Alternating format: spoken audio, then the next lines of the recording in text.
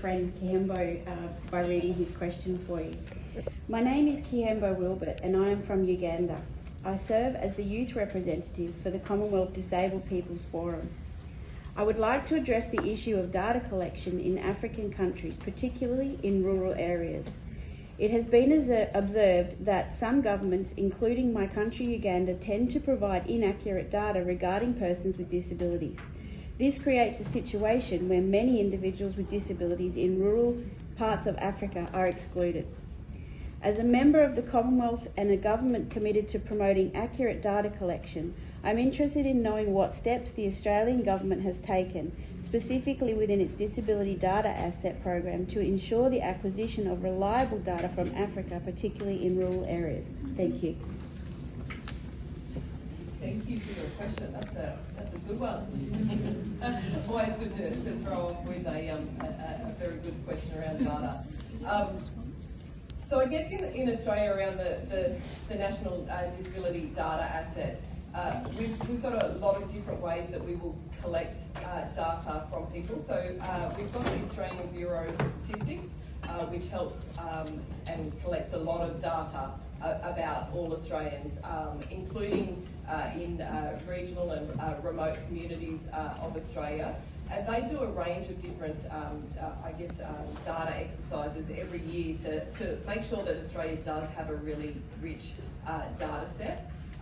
We also do some data that is specific to people with disability and also those who are aged.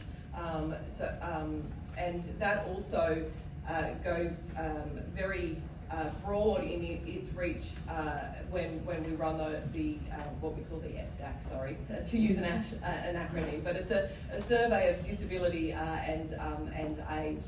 And it again allows us to capture really rich data sets on people with disabilities and our aged Australians, and use that information to inform Commonwealth policies and programs that we design.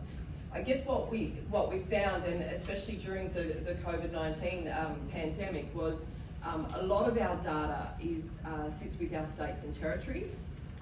So being able to integrate the data that they collect on behalf of Australia as well around areas of education, health, justice. There's a range of portfolios that our state governments are responsible for, and they collect that data. What we haven't been able to do really, really well in Australia today is integrate that data into our broader data asset about what we know with people with disability. But what the National Disability Data Asset will do, as